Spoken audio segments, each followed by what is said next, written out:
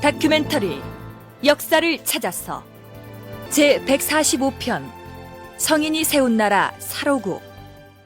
신라 건국신화의 내용 속에서 어떤 진실들을 읽어낼 수 있는지를 살펴보도록 하겠습니다. 우선 시조 혁거세와 그가 거느린 세력이 어디서 왔느냐 하는 점입니다. 먼저 인하대 서영대 교수의 견해를 들어보시죠. 건국신화에 보면 혁거세가 발견된 곳은 소위 그 양부 또는 뭐 금양부라고 하는 그쪽 지역이고요. 아령이 그 발견된 곳은 사량부 지역이고 해서 상당히 좀 다릅니다. 근데 신라의 금속문을 통해서 봤을 때 신라에는 육촌이 있었고 나중에 육부가 있었고 합니다만은 제일 핵심적인 세력은 역시 그 양부, 금양부라고 하는 양부하고 사량부 세력이 신라에서 가장 강력한 세력이었습니다. 따라서 박혁거세가 이 양부 지역에서 발견되고 아령이 이 사량부에서 발견되었다는 것은 뭔가 시사적인 이야기인 것 같고 양대 세력의 어떤 결합을 상징하는 이야기로도 볼 수 있을 것 같습니다. 무슨 얘기냐 하면 신라 건국 이전에 그곳에 육촌이 있었고 그 육촌이 나중에 육부가 됩니다. 건국신화에 따르면 혁거세가 태어난 곳으로 되어 있는 나정은 금양부에 해당하니까 혁거세는 금양부 출신이고 왕비 알령이 발견된 알령 우물은 사량부 소속이니 왕비는 사량부 출신이 됩니다. 그러니까 애당초 나라를 세울 때 우리 금양부와 사량부가 힘을 모은다면 사루 육촌 모두를 거느릴 수 있을 것이요. 어떻소? 우리와 협력하여 도읍을 정하고 나라를 세웁시다. 보나마나 임금은 당신네 금양부에서 찾아야 할 터인데 우리 사량부가 아무런 대가 없이 협조할 수야 없지 않소. 물론이지요. 우리 금양부에서 군주를 낼 터이니 당신네 사량부에서 여자 군주를 내어 두 부가 협력해서 정사를 맡으면 되지 않겠소? 좋습니다. 그리하지요. 헌데 군주로 모실 인물이 누구요? 우리 사로 육천 중에서 총명하고 지혜롭고 도량이 넓기가 혁거세만한 인물이 어디 있겠소? 혁거세라면 우리도 찬성이요. 우린 촌장의 외동 따님 알령을 여군주로 추천하겠소이다. 이렇게 의견이 합치되어서 혁거세가 선하벌, 즉 사로국의 수장인 거서관으로 추대되고 알령이 왕비로 천거되었다. 이런 얘기입니다. 그러니까 혁거세는 사로 육촌의 어느 한 촌에 소속되어 있던 토착 세력이었다가 거서관으로 합의 추대되었다는 얘기죠. 그러나 이런 해석이 근본적으로 잘못되었다는 주장도 있습니다. 서강대 이종욱 교수가 신라의 역사라는 저서에서 주장한 내용을 소개하면 이렇습니다. 사로의 6 촌장들은 각 촌을 다스리던 정치 지배 세력이었습니다. 그런데 이들을 통합하여 사로국이라는 소국의 왕이 된 혁거세는 이들과 구별되어야 마땅합니다. 혁거세는 알에서 나온 것으로 되어 있지만 실제로는 혁거세 집단이 사로 지역에 새롭게 등장한 이주민임을 말해주는 것입니다. 사로 육천의 성씨는 이, 정, 최, 손, 설, 배씨 등인데 신라의 왕을 배출한 성씨는 박석, 김, 삼성씨가 아닙니까? 이들은 처음부터 사로 육천의 세력보다는 한 차원 높은 정치 세력으로 존재했다고 봐야 합니다. 쉽게 말해서 시조 혁거세는 사로국 건국 이전부터 거기 살고 있던 토착 세력이 아니라 외부에서 유입되어서 그들을 지배한 별개의 세력이었다는 얘기입니다. 그러나 동국대 윤선태 교수는 또 이렇게 반박합니다. 삼국사기에는 어떻게 묘사되어 있냐면은 육부가 신라 왕 밑에 있는 존재로 그렇게 묘사되어 있습니다. 그래서 각 부에는 각각 다른 촌장들이 있고 그 세력들 위에 신라 왕이 존재하는 것처럼 이렇게 묘사되어 있습니다. 근데 이런 모습은 후대적인 사고입니다. 신라 왕권이 격상되고 난 다음에 신라 육부 전체를 지배하는 자로서의 이미지가 투영되어서 그런 방식이 만들어지는 거고요. 더 원초적인 신라의 왕이라는 것은 결국 육부의 한 일원이었다는 것이 맞다고 생각됩니다. 왜냐하면은 최근에 여러 비석들이 발견됐는데요. 대표적인 것이 503년에 만들어진 영일 냉수리비와 또 524년에 만들어진 봉평비가 있습니다. 우선 울진 봉평비의 비문 내용을 요약하여 현대문으로 풀이하면 이렇습니다. 신라가 동해안 지역에 실직주를 설치하고 울진 지역을 새롭게 신라의 땅으로 정하자 이곳 주민들이 항쟁을 일으켰다. 이에 신라에서는 육부 회의를 열고 대인을 보내 주민들에게 벌을 주었다. 그리고 다시는 신라의 반기를 들지 못하도록 하는 증표로 이 비석을 세운다. 이 비석의 내용이 중요한 게 아니라 이 비석에 법흥왕의 이름이 나오는데 그가 육부 중에서 양부 소속이라고 돼 있다는 사실입니다. 영일 냉수리비 비문에는 지증왕이 등장하는데 그 역시 양부 소속으로 적혀 있습니다. 신라의 왕 역시 육부 중에서 양부라는 한 부의 소속으로 돼 있다는 것은 그들이 애장초 육촌의 촌장보다 우월한 특별한 세력이 아니라 바로 그 육촌에 소속돼 있던 토착 세력이라는 걸 증명하는 것이다. 이런 반론이죠. 어느 쪽 주장이 맞든 간에 왕비 알령의 경우는 토착 세력이었을 것이라는 데에 이의가 없습니다. 따라서 혁거세가 알령을 왕비로 맞아들인 것은 알령이 속한 세력과의 결합이 필요했기 때문이겠죠. 고구려에도 보면은 계르부나 소노부나 전로부나 여러 5개의 부들이 서로 연맹 형태를 취하고 있는데요. 재밌는 건 뭐냐면 계르부가 나머지 부들을 제압하는 방식입니다. 나머지 부를 어떻게 제압하냐 하면 왕비족을 만듭니다. 전로부가 계르부에게 왕비를 배출했던 그런 부입니다. 두 부가 서로 연합해서 소노부를 압박하고 나머지 부들을 압박하면서 절대적인 힘을 만들어가는 그런 형태를 취하고 있는데요. 신라에도 마찬가지로 그런 6부들이 중에서도 양부와 사량부가 가장 두각을 발휘합니다. 그래서 신화 속에서도 보면은 양부를 대표하는 존재인 혁거세와 사량부를 대표하는 존재인 아령이 서로 결합하는 형태로 신화의 구성들이 짜여져 있습니다. 우리가 익히 알고 있는 것처럼 고구려의 주몽도 아래서 태어났고 가락국의 수로 역시 아래서 태어났습니다. 따라서 신라 건국 신화 역시 같은 난생 신화로 분류할 수 있겠죠. 그런데 신라의 건국 신화에는 유난히 강조되는 짐승이 있습니다. 바로 닭입니다. 우리가 나중에 소개하게 될 김할지 신화에도 흰 닭이 등장하고 뿐만 아니라 계림, 계정 등 닭개자가 들어가는 수풀과 우물이 등장하는가 하면 왕비 알령이 옆구리에서 태어났다는 모태 역시 그냥 용이 아니라 닭개자를 써서 계룡이라고 적고 있습니다. 신라와 닭, 특별하게 연결지어서 볼만한 부분이 있을까요? 윤선태, 서영대 두 교수 모두 닭이 신라인들의 토템이었다. 이렇게 얘기합니다. 윤선태 교수의 얘기부터 들어볼까요? 신라인들은 닭을 숭배하는 그런 부족들입니다. 종족적 토템들이 닭에 있습니다. 닭은 어떤 성질이 있냐 하면은 아침을 불러오는 존재입니다. 닭이 아침에 울어서 새벽이 밝아오죠. 그래서 고대인들에게는 닭이라는 존재는 여명, 아침을 가져다 주는 존재. 즉 신이 우리는 지금 밤이 지나면 반드시 아침이 온다고 생각하지만 고대인들에게는 정말 아침이 올까 안 올까 걱정스럽기도 하고 누군가 아침을 가져다 주는 신적인 힘이 있다라고 생각하는 거죠. 그런데 재밌게도 닭이 우니까 아침이 오는 겁니다. 이런 닭을 토템으로 하는 것은 일본 신화에도 보입니다. 일본 서기에 보면 아마테라스 오미카미라는 신이 등장하는데 그 신화를 모두 소개할 수는 없습니다만 일식이 일어나서 태양이 사라져버리자 전국에 있는 모든 닭을 다 잡아다 모아놓고 울게 함으로써 아침이 오게 만들었다. 대충 이런 내용입니다. 신라인들이 닭을 신앙의 대상으로 여겼다는 사실은 발굴 유물로도 증명되고 있습니다. 신라의 그 신이한 동물 토기가 있습니다. 우리가 보통 오리 모양 토기라고 그렇게 부르는데 실제로는 오리가 아니고요. 오리에는 벼슬이 없습니다. 닭이 벼슬이 있죠. 근데 그 동물은 신이한 동물은 앞주둥이는 오리 모양으로 되어 있고 머리에는 벼슬이 있습니다. 그래서 닭과 오리가 같이 결합되어 있습니다. 오리도 그냥 집오리가 아니고 철새, 청둥오리입니다. 곡식을 물어오는 공룡신앙으로서의 청둥오리와 밝음, 빛남, 미래의 발전을 상상하는 동물로서의 닭이 결합된 상상의 동물로서 신라인들이 숭배하는 두 가지 신격체가 결합된.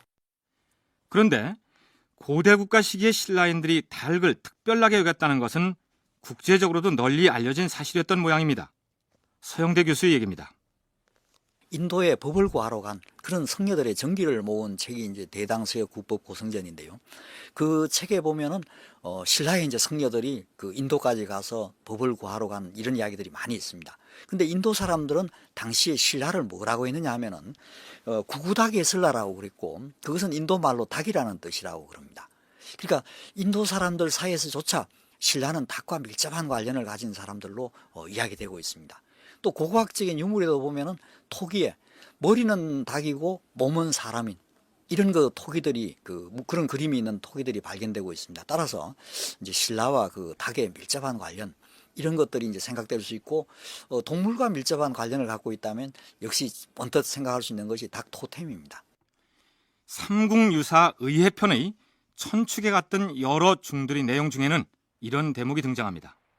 천축 사람들이 우리나라를 일컬어서 구구타 예설라라고 하니, 구구타는 닭이라는 말이요, 예설라는 귀하다는 말이다. 그 나라에서 전해오는 말로는 신라는 닭의 신을 위하고 떠발뜸으로 날갯깃을 머리에 꽂아서 장식으로 표시하였다라고 하였다. 신라의 건국 신화를 정리하면서 요즘식으로 표현하자면 혁것의 신화의 또 다른 버전 한 가지를 소개하겠습니다. 선도 성모 설화가 그것입니다. 경주 서쪽에 있는 선도산을 배경으로 한 설화인데요. 이 여산시는 원래 일찍부터 그 신선술에 관심을 가지고 결국 신선의 어떤 수련을 할 수 있는 곳을 찾아서 신라에 와서 선도산에 머물렀고, 이 여산신이 낳은 아들이 이 박역거세고 딸이 아령이고, 그래서 신라가 이 두 선도성모의 그 자식에서부터 비롯되었다라고 하는 이야기가 있습니다. 그러니까 박역거세와 아령이 전혀 별개의 그 계통이다라고 하는 것과는 달리 두 사람 다 같은 선도성모의 그 자식으로서 남매 관계지요. 남매가 신라의 건국에 관계했다는 이야기가 있습니다. 그 이야기는 삼국유사에 소개되고 있는데 내용 일부를 소개하면 이렇습니다. 그가 처음으로 진안에 이르러 신령한 아들을 낳아 동쪽 나라의 임금을 삼았으니 혁거세와 알령 두 성인의 시초가 되었다. 그렇다면 삼국사기를 쓴 고려시대의 학자 김부식은 이 선도 성모설화를 알고 있었을까요? 김부식이라는 분은 삼국사기를 편찬한 분이고 신라 역사에 대해 상당히 조예가 깊은 분인데, 그분이 모르는 신라의 건국신화를 중국 사람들이 이야기한다는 것이죠. 근데 당시 송나라 때의 그 기록을 보면은 우신관이라는 도교 사원은 실제 존재합니다. 또 그리고 김부식이라는 분이 거기에 우신관에 가봤을 가능성은 충분합니다. 그런데 김부식 선생이 모르는 이 신라의 건국 신화를 송나라 사람이 이야기했다고 하는 것은 다분히 그 정치적인 의도라고 할까, 이 신라를 이 송나라에 어떻게 그 정속시키려고 하는 이런 의도들이 좀 감추어져 있는 것이 아닌가 생각이 됩니다만은, 이 선도산 성모 신화도 신라 건국 신화와 관련해서 좀 더 깊이 있게 검토해 볼 여지가 있다고 생각합니다. 서영대 교수가 소개한 이야기가 삼국유사에도 나와 있습니다. 김부식이 사신의 임무를 받들고 송나라에 들어가서 우신관을 방문했는데 집 한 채에다 여자 신선의 상을 설치해두고 있었다. 접대 업무를 맡은 학사 왕보가 말했다. 김공은 고려에서 오셨으니 이 신선상이 누구인지 아시겠지요? 이 신선이 우리 고려와 관련이 있는 인물이란 말이요. 나는 도무지 모르겠소이다. 이것이 신라의 신이니 곧 고려의 신이 아니요. 신라의 신이라. 옛적에 중국 황실의 딸이 바다를 건너 진안에 이르러 아들을 낳았는데, 그 아들이 해동의 시조가 되었으며 그는 땅의 신선이 되어 선도산에 있으니 이것이 바로 그의 형상이요. 또 다른 혁것의 탄생설화라고 송나라에서 얘기하는 것인데, 고려 학자 김부식이 까마득히 모르는 이야기인데다 혁거세를 낳은 여신선이 중국 황제의 딸이라고 설정돼 있으니 글쎄요, 송나라가 고려를 복속시키려는 의도로 조작해서 만든 설화가 아닐까요? 자, 그러면 지금부터 시조인 혁거세 왕 재위 시기에 어떤 일이 있었는지 살펴보기로 하겠습니다. 대왕마마, 바다 건너 외인들이 군사를 몰고 우리 신라의 변경을 침범하였다 하옵니다. 외인들이 군사를 몰고 공격해왔다는 말이냐? 그렇다면 큰일이 아니냐? 부의 촌장들에게 연락해서 군사를 징발하라 이르라. 그러나 군사를 움직일 필요가 없사옵니다. 군사를 움직일 필요가 없다니 무슨 소리냐? 외인들이 침범해 왔사오나 우리 사로국 시조 임금이 신덕이 있다는 말을 듣고서 곧 돌아갔다 하옵니다. 삼국사기 신라본기에 처음으로 등장하는 전쟁 기록인데 혁거세는 군사를 움직이지 않고도 왜적을 물리친 것으로 되어 있습니다. 아니, 물리쳤다기보다는 침공해왔던 외인들이 사로국의 혁거세가 보통 인물이 아니라 신덕이 있는 군주란 명성을 듣고 두려워서 제발로 물러난 것으로 되어 있습니다.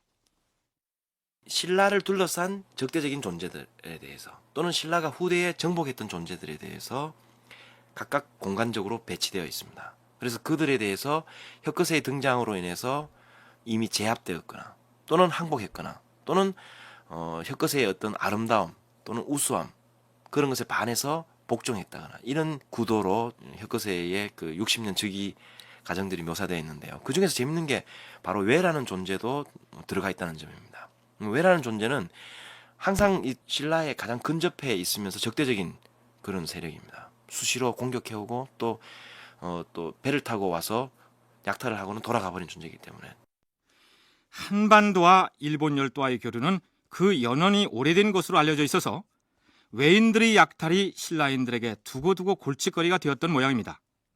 그렇다면 그 골칫거리를 시조였던 혁거세는 어떻게 처리했을까요?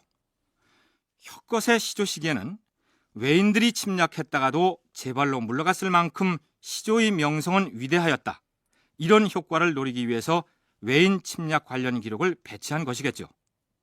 그 다음 백성들이 군주에게 바라는 제일의 덕목은 경제 문제 아니겠습니까? 경들은 들으시오. 짐이 육부를 구석구석 돌면서 백성들이 살아가는 형편을 두루 살필 것이오. 이번 민정시 차례는 왕비도 함께할 것이니 준비를 철저히 하도록 하시오. 혁거세 17년에 왕이 육부를 돌아다니면서 민정을 보살폈는데 아령 왕비도 함께 따라다녔다. 왕과 왕비는 농업과 양잠을 장려하였으며 토지를 잘 다루어 생산에 힘쓰도록 명령하였다. 그렇다면 신라 건국 초기 당시에는 농업 생산력이 어느 수준이었을까요? 경주 평야 일대는 조선시대에도 곡창으로 불렸으며 지금도 경상북도 내에서 큰 비중을 차지하고 있습니다만 기원을 전후한 시기에는 그 지역의 농토가 모두 개척되었다고 보기는 어렵겠죠.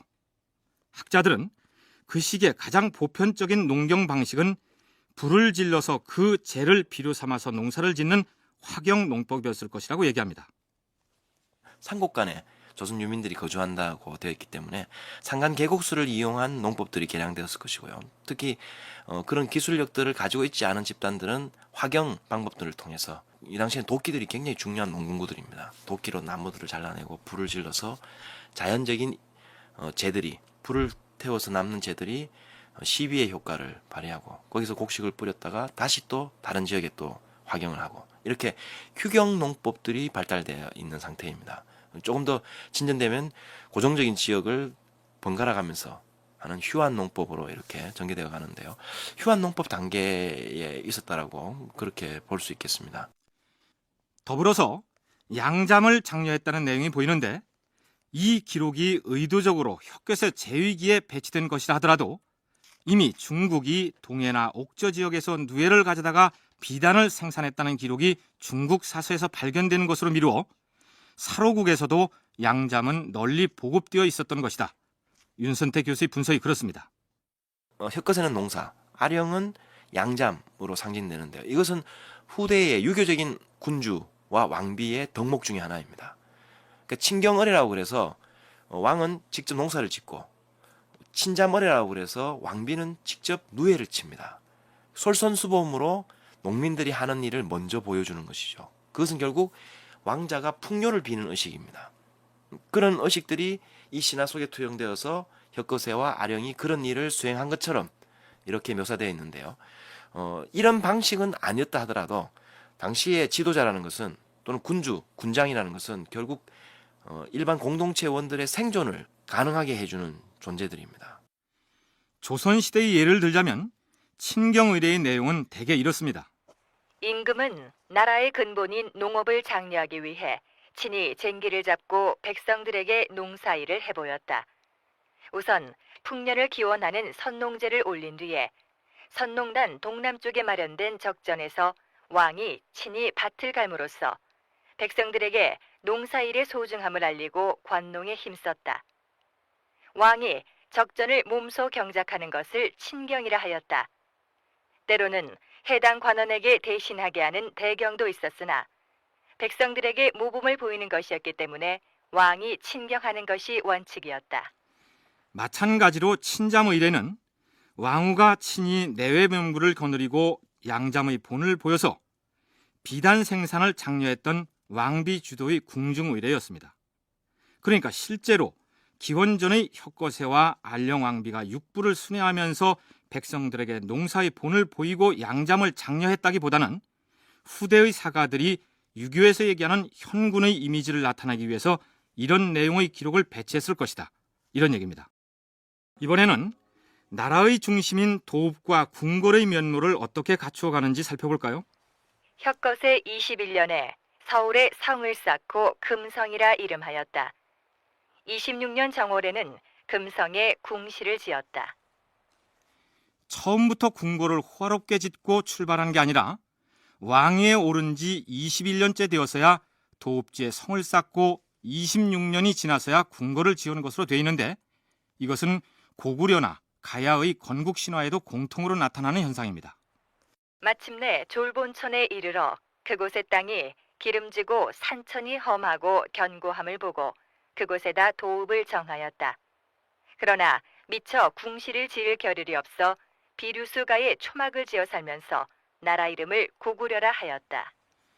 고구려 건국신화에 주몽이 처음 도읍을 정하고 나라를 세우는 모습이 이렇게 묘사되어 있고 왕이 임시 대궐을 짓게 하고 들었으나 다만 질박과 검소를 바랄 뿐으로 지붕에 이영도 자르지 않고 흙으로 된 섬돌층대가 석자 높이밖에 되지 않았다. 수로의 가락국 건국신화 역시 그 출발의 근거지가 초라한 것으로 되어 있습니다. 거기다가 사로국의 경우 건국 이전에는 백성들이 방탕하고 무질서했다고 했으니 그런 어려운 여건을 거뜬히 극복하고 나라의 기틀을 마련했다면 그것이 바로 위대한 시조임금의 모습이 아니겠습니까? 처음에 신화 속에서 그렇죠. 막 방종하고 말을 잘 듣지 않고 어려운 국면이었습니다. 그 어려운 국면들을 진압해 가면서 결국 혁거세의 위대함이 보이는 것이죠. 그렇기 때문에 처음부터 화려한 게 시작되는 게 아니고 처음에는 혼돈된 상태였는데 그 혼돈을 일정 기간 내에 적어도 21년이라고 하는 그 기간 내에 진압하고 멋지게 탈바꿈시킨 자라는 이미지가 들어갈 수 있습니다. 혁거세 신화에는 빠져있지만 고구려나 가야의 신화를 보면 신들이 와서 도와주는 모습들이 보이는데요. 결국 신라에서도 그 부분이 김부식이 아마 빼버렸을 가능성이 있겠지만 실질적으로는 아마 신령한 기운들이 와서 궁시를 지어지는 이야기가 있었다고 생각됩니다. 그런데 시조인 혁거세를 추앙하기 위해서 되도록 혁거세 재위 시기에 그의 업적을 빛내기 위한 기록을 배치한 것은 좋은데 그 기록들 중에는 너무 억지스러운 내용들도 엿보입니다. 그대는 어디서 온 누구인가? 소인은 변한 땅을 다스리는 변한의 왕이옵니다. 변한 왕이 어인일로 몸소 여기까지 찾아왔는가? 소인이 다스리던 변한을 바치겠사옵니다. 변한 왕이 짐에게 항복을 하겠다는 얘기가 아닌가? 혁거세 19년 정월에 변한이 나라를 들어 항복하여 왔다. 변한이라면 가야의 여러 소국들이 활과하던 땅입니다. 그 중에는 김해의 가락국도 포함됩니다. 그런데 기원전 39년에 사로국의 박혁거세에게 변한이 통째로 나라를 바치고 항복했다는 얘기가 성립할 수 있을까요? 사실대로 말하자면 당시 박혁거세의 경주 세력은 김해 지역 세력에 비해서도 미미한 존재였습니다. 사만사해에서 특히 김해 지역의 구야국, 나중에 금강국이라고 칭하시는 그곳은 아주 일찍부터 중심 세력으로서 모습을 드러내고 있고요. 사로국은 AD 3세기 단계의 자료에도 구야국, 금강국, 김해 지역만큼 모습을 드러내지 않습니다. 그걸 본다면 이 자료는 분명히 왜곡되어 있는 자료인 게 분명합니다. 후대의 신라인들이 자기들이 변한 지역을 완전히 장악했기 때문에 가야를 정복한 그런 이미지가 투영되어서 이미 혁거세 때 가야라는 말은 쓸 수 없으니까 변한이라는 말을 넣어서, 즉 가야 이전에도 이미 변한이 신라에게 예속되어 있었다는 걸 보여주려고 자랑스럽게 기록한 왜곡된 사료입니다. 삼국사기 백제본계에서도 시조인 온조가 일찌감치 만의 전 지역을 장악해버린 것처럼 기록함으로써 시조왕의 위대성을 과시하려고 했던 것과 같은 경우지요. 혁거세왕 30년에는 이런 일이 있었던 것으로 삼국사기에 올라 있습니다. 우리 낭랑의 용맹스러운 군사를 막을 자 누구더냐? 자, 진격하라!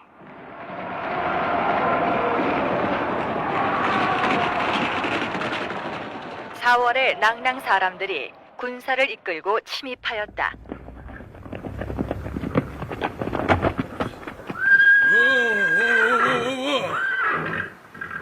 장군, 여기서부터는 사로국입니다. 사로국이라.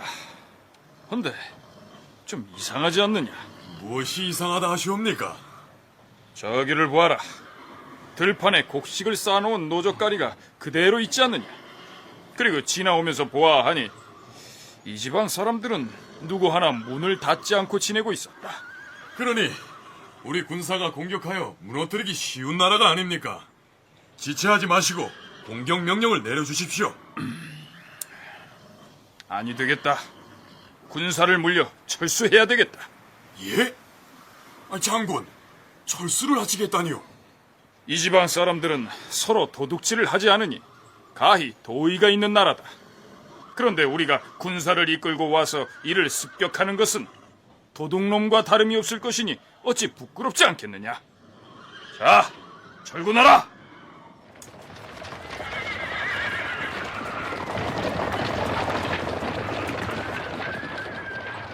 바다를 건너왔던 외인들은 혁거세의 신덕에 대한 소문을 듣고 지레 물러갔는데, 낭랑의 군사들은 사로국의 도의가 살아있음에 감복하여 군사를 물렸다는 얘기입니다.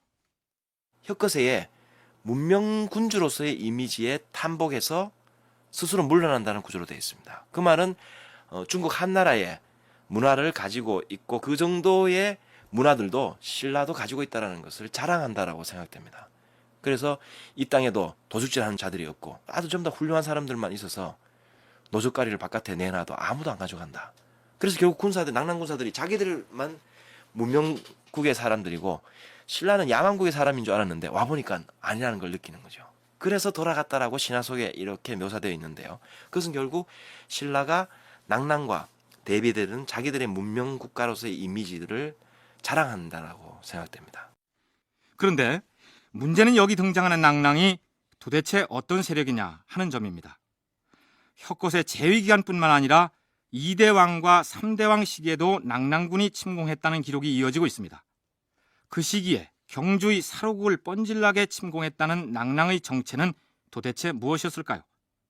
우선 한 군현으로서의 낭랑은 한반도의 서북부 지역에 위치해 있었는데 지리적으로 그곳에서 경주까지 침공해 온다는 것은 불가능해 보이지 않습니까? 따라서 대구 가톨릭대 강종원 교수는 여기 나타난 낭랑은 표현만 낭랑이라고 돼 있을 뿐이지 사실은 다른 세력이었을 것이라고 분석합니다. 낭랑이 신라 가까운 곳에 있는 이웃나라인 것으로 그렇게 서술이 되어 있습니다. 근데 한반도 서북부에 있었던 낭랑군으로 생각한다면 이것은 조금 무리한 이야기가 되는 것이죠. 그래서 제 생각으로는 이 낭랑은 한반도 서북부에 존재했던 중국 군현으로서의 낭랑군으로 보기는 어렵고, 후대의 역사가가 역사를 편찬하는 과정에서 낭랑과 연결될 수 있는 다른 세력인데 그걸 이제 낭랑이라고 이름을 바꿔서 기록했을 가능성이 있지 않느냐, 이렇게 추정을 좀 하고 있습니다. 그리고 그러면 이제 그 낭랑으로 이름이 붙을 수 있는 다른 세력은 어떤 존재겠느냐? 저는 이제 진한이라고 보고 있습니다. 그러니까 사로국을 침공해온 세력을 멀리서 찾을 게 아니라 사로국 인근에 있었던 진한 소국들 중의 하나였을 것으로 보아야 한다. 이런 견해입니다. 거기 반해서 동국대 윤선태 교수는 한 군현의 낭랑이 지배했던 세력이었을 것이라고 주장합니다. 진번군과 임동군, 현토군, 낙랑군을 포함해서 한사군이었는데요. 이 남쪽 지역, 한반도 남쪽 지역의 종족들이 공격을 가해서 진번군이 무너집니다. 또 고구려가 공격을 가해서 현토군이 무너지죠. 그래서 임동군과 진번군이 사실은 무너져서 낙랑군으로 흡수되어 들어갑니다.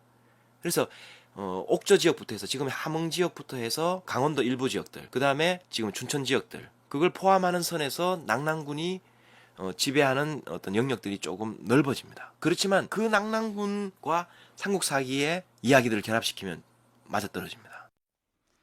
고구려 대무신앙 시기에 왕자 호동을 사랑했던 공주가 바로 낙랑의 공주였다고 나오는데 왕자 호동이 옥저를 유람했는데 낙랑왕 최디가 밖에 나왔다가 그를 보고 보통 사람이 아닌 것을 알고 자기의 딸을 시집 보냈다. 윤선태 교수의 견해에 따르자면 여기 등장하는 낙랑은 함흥의 옥저 지역에 있었던 세력인데 진번 임둔군이 망하면서 낙랑군이 영향권 안에 편입된 곳이다. 이런 얘기죠. 그 다음 백제본기에는 백제 건국 초기 낙랑을 어떻게 묘사했는지 볼까요? 온조왕 11년 여름 4월에 낙랑이 말가를 시켜서 병산책을 습격하였다. 백제는 성책을 쌓아서 낙랑에서 오는 길을 막았다. 온조왕이 말했다. 우리 백제는 동쪽으로는 낙랑이 있고 북쪽으로는 말갈이 있어서 국경을 침범함으로 편할 날이 없다. 그러니 장차 서울을 옮기려고 한다. 여기서 백제의 동쪽에 위치해 있었다는 낙랑은 역시 나중에 낙랑군의 영향권 아래 들어간 강원도 춘천 지역에 있을 것이다. 이런 얘기입니다. 따라서 강원도 지역에 있었던 낙랑 세력이 경주로 침공해왔을 것이라는 의견입니다. AD 30년까지 그 강원도 지역에 낙랑군이 유지되거든요. 근데 삼국사기에 보면 AD 30년이 지나면은 낙랑군 이야기가 사라집니다. 그래서 이것이 바로 중국의 낙랑군의 변화 과정과 삼국사기의 자료들이 매우 밀접하게 유지되고 있다는 걸 보여줍니다. 백제본기도 마찬가지입니다. 백제본기도 낙랑군의 변화 과정들이 삼국사기에 반영되어 있습니다. 또 옥저 지역에 그곳을 낙랑이라 칭했다는 것은 낙랑공주 이야기 말고도 자료가 있습니다. 대표적인 게 강구검의 침입인데요. 강구검이 동천왕을 추격하죠. 그래서 동천왕이 옥저 지역까지 탈출합니다. 근데 거기에서 위나라 군대를 몰아낼 때 고구려 본기에 보면 뭐라고 되어 있냐 하면은 고구려 동천왕이 옥저 지역까지 탈출했던 상황을 삼국사기에서는 낙랑을 거쳐서 도망하였다라고 기록하고 있습니다. 이 낙랑이 바로 지금의 함흥 지역에 있었던 세력이라는 얘기입니다. 말하자면 고구려 사람들도 함흥 지역을 낙랑이라고 생각하고 있었던 것처럼 역시 낙랑의 영향권 아래 있었던 강원도 세력이 침공해오자 경주 사람들이 낙랑으로 기록한 것이다. 이런 분석입니다. 그렇다면 삼국사기 신라본교의 건국 초기에 나오는 낙랑은 진한 소국들 중의 하나였을 것이라고 주장하는 강종원 교수의 얘기를 좀 더 들어볼까요? 신라, 즉 사로국은 진한 소국들 중의 하나로 출발합니다. 진안에 여러 소국이 있었겠죠. 만일 그들 중 하나가 신라를 침공해왔다면 진안이 침공하였다고 할 것이지 왜 낙랑이 쳐들어왔다고 했을까요? 신라가 진한일 수는 없죠, 사실은. 그런데 후대의 역사 기록을 보면은 신라에 대한 대용어로서 대신 표현하는 말로서 진한이란 말을 자주 씁니다. 그러니까 신라 곧 진한, 진한 곧 신라 이렇게 후대 역사가들이 이제 인식을 한 거죠. 그러니까 사실은 범주가 다른 것인데도 불구하고 결국 신라가 진한을 통합했기 때문에 진한이라고 하는 것이 곧 신라가 된다 이렇게 이제 생각을 한 겁니다. 그러다 보니까 처음 신라가 출발했을 때 국가로서 출발했을 때 경주 주위에 있었던 다른 진한 세력들이 많이 존재할 수 있는데 이 세력들하고 신라 세력, 경주의 신라 세력하고 갈등을 일으키는 일이 자주 있었을 텐데 진한 소국들 중 어떤 세력이 신라, 즉 사로국을 침공해 왔을 때 진한이 쳐들어왔다고 하면 진안을 곧 신라로 알고 있던 사람들이 혼동하기 쉽기 때문에 그렇게 기록할 수 없었을 것이라는 얘긴데, 그렇다면 왜 하필 낭랑이라 했을까요? 신라는 곧 진안이라 생각하는데 진안이 다시 또 진안을 공개한다. 신라가 다시 신라를 공개한다. 이런 이야기가 되는 것이기 때문에 그래서 이제 뭔가 이걸 구별할 것을 찾다가 그 삼국지 그 위서 동의전 같은 데 보면 진안을 설명하기를 낭랑에서 내려온 그런 유민들로 하고 낭랑 사람들은 진안을 이제 자기들의 자녀무리라고 표현하는 그런 기록들이 있습니다. 그래서 이제 진안이 곧 낭랑하고 연결된다라고 생각해서 후대 역사가들이 이제 오해한 것이죠.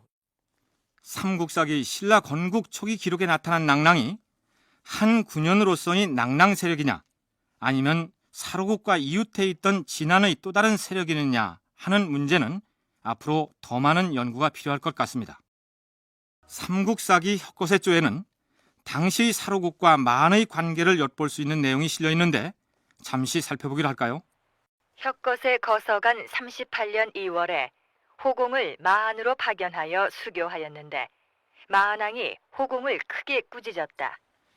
여기 등장하는 바가지 호자를 쓰는 호공이라는 인물은 바다 건너 일본 열도에서 온 것으로 돼 있는데 혁거세 때뿐만 아니라 2대왕, 3대왕, 4대왕 시기까지 상당한 실권자로 등장합니다. 이름을 기억해 두시기 바랍니다. 그러면 혁거세의 명을 받고 마한의 사신으로 간 호공에게 마한 왕이 뭐라고 호통을 치는지, 그리고 호공은 또 어떻게 대꾸하는지 들어볼까요? 진안과 변하는 우리 마한의 속국이었는데 근년에는 공물도 보내지 아니하니 대국을 섬기는 예가 어찌 이럴 수 있단 말이냐? 대왕마마, 이제 우리나라는 두 성인이 나라를 이룩한 이후부터는 인사가 바로잡히고 천시가 고르고 곡식이 창고에 가득하여 백성들이 서로 공경하고 사랑하므로 변한 낭랑 외인들에 이르기까지 두려워하는 마음을 품지 않는 자가 없사옵니다. 그럼에도 우리 임금께서는 겸허하셔서 저를 마한에 보내 수교하게 하시니 이는 가히 과분한 예라 할 수 있을 것이옵니다. 헌데 대왕께서는 도리어 노하시고 군사로서 위협하시니 이는 어떠한 뜻이옵니까? 아니 뭐라 하였느냐? 너희 나라에 두 성인이 등장해서 모두가 두려워하니 내 놈이 사신으로 온 것만도 감지덕지 하라. 저런 놈한 방자한 놈이 있나? 여봐라! 저놈을 끌고 나가서 당장 목을 베어라! 대왕마마, 대왕마마, 사신을 죽이는 건 관리에 어긋나옵니다. 구성하시옵소서. 그래서 어떻게 되었을까요? 삼국사기에는 이렇게 기록되어 있습니다. 마한 왕은 더욱 성을 내며 호공을 죽이려고 하였다. 그러나 좌우에서 가난한 사람들이 있어 죽이지 아니하고 귀국하도록 허락하였다. 소개한 얘기 중에서 두 성인이 나라를 세웠다 했는데 물론 혁거세와 왕빈 알령을 지칭합니다. 그렇다면 이 시기에 사로국의 사신이 마한 왕에게 가서 실제로 그런 발언을 했을 가능성이 있을까요? 학자들은 그 가능성이 0%라고 얘기합니다. 그런 질문 자체가 성립되지 않는다는 뜻이죠. 그럼에도 불구하고 윤선태 교수는 사로국 사신 호공에 관한 이 기록이 대단히 소중한 사료라고 설명합니다. 삼국지 위서동의전을 보면 아주 재밌는 비슷한 기사들이 보입니다. 그것이 바로 뭐냐 하면 마한의 진왕 이야기입니다. 마한의 진왕이 진변한 12국을 거느리고 있었다는 이야기가 나오는데요. 그 기사하고 이거하고 절묘하게 맞아떨어집니다. 또 백제봉계에 보면은 백제왕이 마한왕에게 또한 복속되어 있었다는 이야기가 나옵니다. 그것도 이 시대에 마한의 진왕이 보여주는 위상들을 보여준다고 생각됩니다. 근데 AD 3세기 중반까지 대체로 이 마한의 진왕이 변환과 진안 지역 또는 마한 내의 어떤 일부 세력들에 대해서 힘을 쓰고 있었다고 생각됩니다. 그것이 삼국사기에도 반영되어서 이런 기사가 나온 것이고요. 우선 중국 사서 중에서 후한서 동의열전 한조의 기록을 살펴보기로 할까요?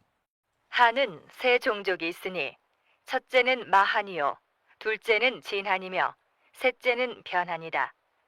마한은 서쪽에 있는 54개국이 있다.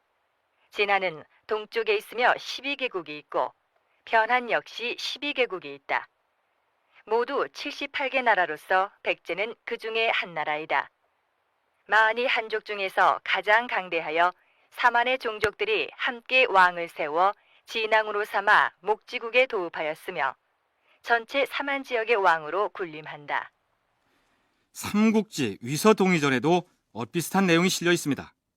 그러니까 마한의 왕이 전체 사만의 맹주로서 군림하고 있었던 시기가 적어도 3세기 중반까지는 이어졌을 것으로 보입니다.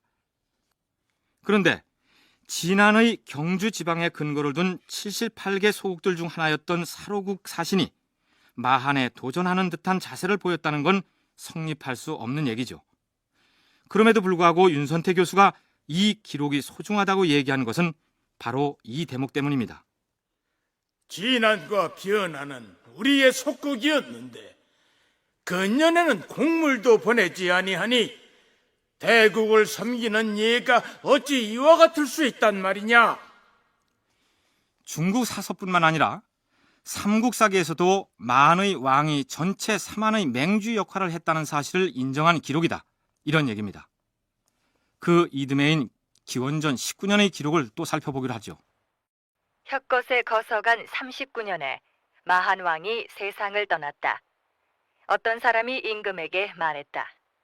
만의 왕은 작년에 우리나라의 사신을 욕보인 일이 있사옵니다. 지금 그들이 국상을 당하고 있으니 이때에 마한을 정벌하면 그 나라를 힘들이지 않고 평정할 수 있을 것이옵니다. 아니 될 말이다. 남의 불행한 것을 다행으로 여기는 것은 매우 어질지 못한 일이니라. 임금은 그의 말을 따르지 않고 곧 조문사절을 파견하여 조위하였다. 이 기록 역시 우리 신라의 시조는 위대하여서 나라를 세운 지 40여 년 만에 사만 전체를 호령하던 마한과 맞설 만큼 강대한 나라를 만들었으며, 그러나 또한 마음이 어지러서 상중에 마한을 정벌하자는 신하의 간을 뿌리치고 도리어 조문사절을 보내었다. 이런 이미지를 자랑하기 위해서 써놓은 기록이라 할 수 있겠죠. 이어 마한 관련 기록을 한 가지만 더 검토해 볼까요? 중국 사람들이 진나라의 난리에 시달려 우리나라로 망명한 사람들이 많았다.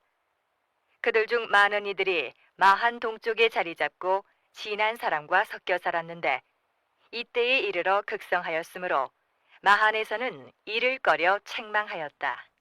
무슨 얘기냐 하면 진시황의 강제 노역에 시달리던 연나라 사람들로 추정되는 중국인들이 대거 망명해오자 마한의 왕이 동쪽 끝에 땅을 떼어주고 살게 했는데 이들이 진안의 토착 세력과 어울리면서 말썽을 피워서 마한의 골칫거리가 되었다. 이런 뜻입니다. 그러나 이런 상황이 혁것의 연간에 있었다기보다는 기원 후 2세기나 3세기에나 해당될 것이라고 윤선태 교수는 분석합니다. 자꾸 많은 사람들이 내려오고 그들이 서로 연합해가고 실력을 갖춰가고 또 철기 문화라는 어떤 그런 것들을 가지고 내려와서 점점 세력들이 커져가니까 마한 왕에게는 위기의식을 느끼게 되는 겁니다. 그래서 바로 이 기사가 그런 상황들을 보여주는 아주 재밌는 기사입니다. 이게 단순하게 이게 거짓말이라기보다는 어떤 그런 분위기들까지도 보여주는 재밌는 기사죠. 단지 시점이 BC 1세기가 아니라 AD 2세기, 3세기 그 상황들을 보여준다고 볼 수 있습니다. 그래서 한 200~300년 밑으로 내려서 보면은 딱 절묘하게 이 당시 분위기들을 연결시켜서 볼 수 있습니다. 이번에는 앞에서 혁것의 명을 받고 마한의 사신으로 갔다고 기록된 호공이라는 인물에 대해서 살펴보기로 하겠습니다. 삼국사기에는 호공에 대해서 이렇게 소개하고 있습니다. 호공은 그 족속이 상세하지 않으나 본래 외인으로서 처음에 표주박을 허리에 차고 바다를 건너온 까닭으로 호공이라 이름하였다. 호공이 어떤 종족에 속하며 어떤 성씨인지는 모르나 일본 열도에서 건너온 외계 인물이라는 것입니다. 혁것의 치세 기간의 기록에는 사로국의 중신이라고만 올라 있으나 나중에는 고려나 조선의 재상에 해당하는 대보의 벼슬에 오르기도 합니다. 서영대 교수의 얘기입니다. 호공은 대보라는 벼슬을 있었고 신라에서는 그 왕에 이어서 두 번째로 이제 강력한 어떤 존재로 이야기되고 있습니다. 근데 이 호공이라는 인물 자체도 상당히 신화적인 인물입니다. 다시 말해서 그 사람 원래 일본 사람인데 일본에서부터 한국에 건너왔고 건너올 때 이 몸에다가 바가지를 여러 개를 이렇게 두르고 그래서 무리를 떠와서 이렇게 건너왔다는 그런 신화를 가지고 있는 사람입니다. 그래서 이 사람도 보면은 신화적으로 보면은 외래 계통의 사람이라고 뭐 이야기할 수 있을지 모르겠는데요. 그런데 이 예전에 이 강을 건너고 할 때 그 바가지를 이용하는 그런 게 실제로 그 민족지에서 발견되고 있습니다. 왜 하필 몸에다 바가지를 달고 건너왔는지 궁금하십니까? 제주도에 가면 해녀들이 둥그런 플라스틱 부구를 타고 바다를 헤엄치는 모습을 볼 수 있을 것입니다. 그 아래에 바닷속에서 채취한 것들을 넣는 그물 주머니가 달려 있습니다. 그것을 태왁이라 하는데 60, 70년대만 해도 박을 타지 않고 통째로 말려서 해녀들이 태왁으로 사용했습니다. 호공이 실제로 현해탄을 바가지를 타고 건넜는지는 알 수 없으나 먼 바다를 헤엄쳐가기 위해 바가지를 몸에 달았다는 것은 이상한 것이 아닙니다. 저는 이 일본 열도에서 들어온 세력들이 신라의 어떤 일정한 영향력을 발휘했다고 생각되고요. 그 세력들이 주로 사실 가야와 부딪히면서 가야에 밀려서 이 신라권 내에 포섭되어 들어온 존재들이 아닐까 그렇게 생각들을 하고 있습니다. 또 그 석탈의 신화도 그런 모습들을 보이고요. 그래서 그걸 연관시켜서 본다면 신라가 동쪽 지역 경주라는 게 지금 바닷가하고 가깝죠. 혁것의 제위 53년, 서기로는 기원전 5년, 동옥저에서 사신이 찾아옵니다.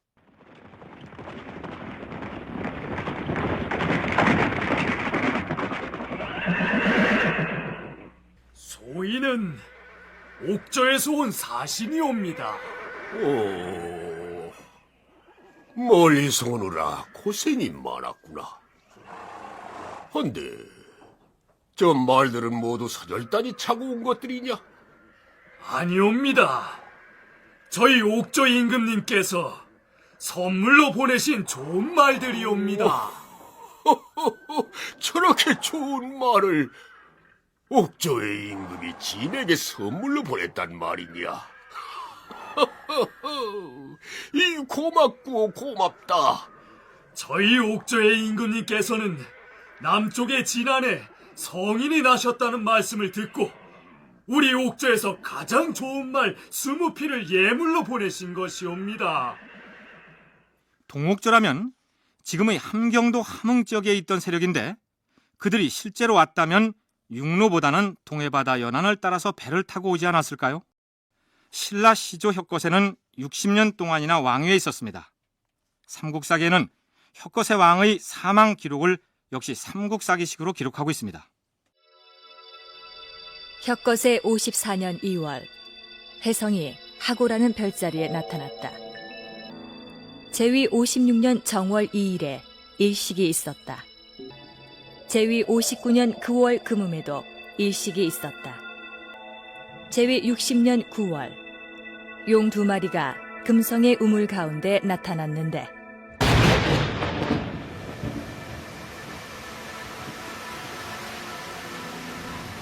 우레가 울리고 폭우가 쏟아지며 궁성의 남문에 벼락이 쳤다. 혁것에 거서간 61년 3월, 임금이 돌아가셨다. 산흥에 장사 지냈다. 이상은 삼국사기 혁것의조의 마지막 부분입니다. 임금의 사망 기록 앞에다 혜성이 심상치 않은 움직임을 보이고 일식이 있었고 천둥과 벼락이 쳤다는 등 천재지변에 관한 내용들이 배치하고 있는 건 우리가 많이 봐왔던 삼국사기식의 기록이라 할 만하겠죠. 물론 우물에 나타났다는 용 2마리는 왕과 왕비를 일컫는 상징일 것입니다. 그런데 혁거세가 제위 61년 만에 사망했다는 내용은 기록되어 있으나 왕비였던 알령이 사망했다는 얘기는 찾아볼 수가 없습니다. 그러나 다음 임금인 남해 차차웅 원년의 기록을 보면 왕비 알령도 사망한 것으로 되어 있습니다. 신라를 개국했던 두 성인의 죽음에 관한 내용으로는 좀 부실한 기록이라는 느낌이 들지 않습니까? 그리고 혁거세 왕이 묻힌 능의 이름을 뱀사자의 산응이라 했는데 왜 산응이라 했는지도 알 수 없습니다.